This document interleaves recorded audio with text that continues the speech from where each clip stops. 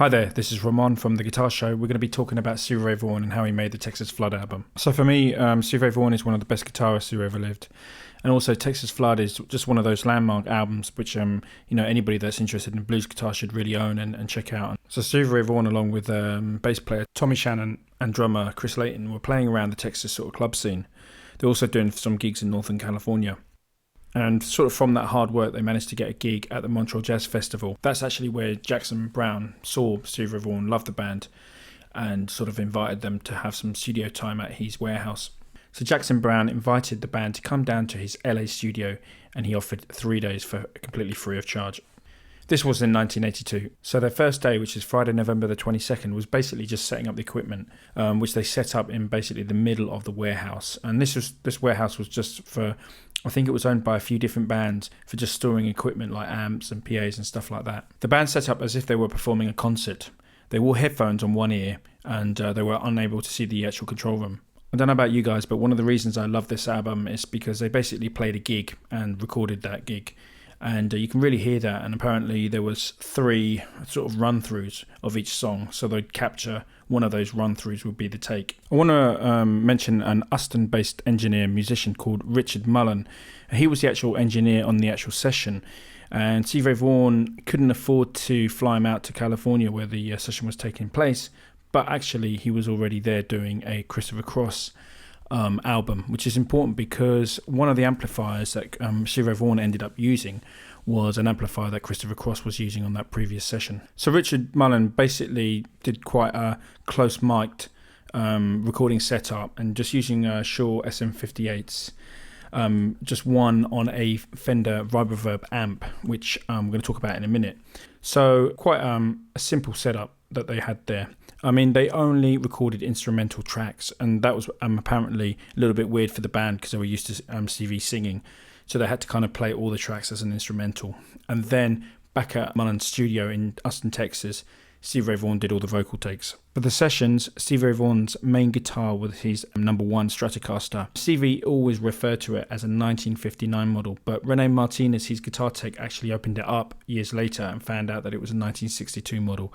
I think the pickups had 1959 stamped on them or written on them, and that's where Stevie Ray Vaughan got the 1959 date from. So that was basically used on nearly all the songs. My favourite track on the actual album is Lenny. I just think it's an amazing, beautiful sound. The guitar that was used on that was actually a 1965 maple neck Strat, which had been refinished, and Stevie Ray Vaughan had got it as a birthday gig in 1976, so he had it for quite some time. Now, I don't know if you can see on some of the videos, it actually has quite thin frets, and I think it affects his style, the way he plays that guitar. He plays it quite soft. When I first heard the album myself, I was always struck by how amazing and fat the tone was. Stevie Ray Vaughan was actually using a 13 to 56, so that went 13, 15, 19, 28, 38, 56 from E to E, and so it's quite a big string gauge, but remember, bear in mind, he was tuning down to E flat. So this is where it gets a bit complicated. Stevie turned up at the session with 2 Fender Blackface amplifiers.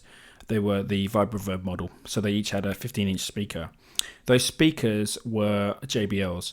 A lot of people think they were Altec Lansing, but if you have a look at the photos around that time, you'll see that he was rocking some JBL speakers. Along with the Vibroverbs, Stevie Ray Vaughan was using a Dumble amplifier. A lot of people have been wondering what model of Dumble amplifier Stevie was using on the session. I'm going to read you a quote by Jackson Browne. When Stevie came to LA, he started playing this Dumble amp that we had laying around, that we called the Mother Dumble because it was kind of like the first one Howard Dumble built. I have since sold that amp to buy a tape machine, but it was the amp that he continued to borrow every time he was in LA. I've heard it said that the amplifier that was actually used on those sessions was called the Velvet Glove. Now, the Velvet Glove amplifier was a 100-watt ODS amp that Stevie Ray Vaughan basically borrowed after this session, and then he took it to Europe and did some gigs there with it. So I think it's a different amplifier. Stevie Ray Vaughan, when he went to actually order his own Dumble amplifier, the Steel String Singer, I think he kind of modelled it after the amp that he'd been using on those Texas Flood sessions. So it's a really, really big sound, really crystal clear sound, slightly different from the more sort of sweeter tone of the ODS. The Dumble Land amplifier went through a cabinet with 4 EV speakers. So along with the JBLs in the Vibroverb amps, it's quite a chimey hi-fi sound, and that's something you can really, comes across on the record. The only effect that Stevie used was a Ibanez Tubescreamer, and so it's a pretty simple setup, just the Tubescreamer and the amplifiers. Just wanted to add that Mullen actually only used 2 microphones, so 2 Shure mics. One was on one vibroverb and the other one was on one speaker in the 4x12 cab of the Dumble. This was a close mic situation, and so the mics were placed 3 or 4 inches off the cone. Another sort of interesting thing about this album is Stevie Ray Vaughan discovered a rack that belonged to Jackson Browne. It was called a Roland SDD 320 Dimension D, and it's kind of like a chorus effect, basically, and he actually used that on the solos to Mary Had a Little Lamb, Pride and Joy.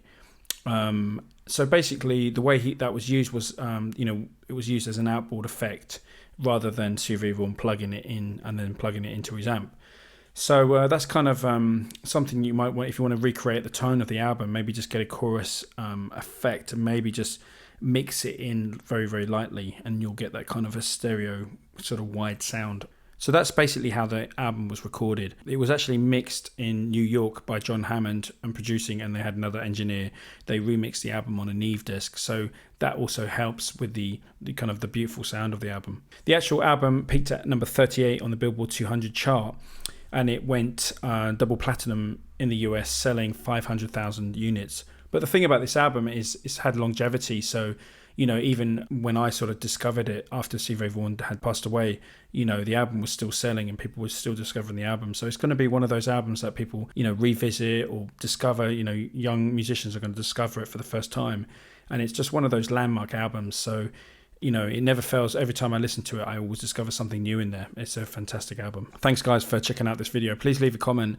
Let me know anything else that I've missed out here. Give me some ideas for some new videos. And don't forget to, share it and like it and subscribe. Thanks a lot. See you soon. Take care.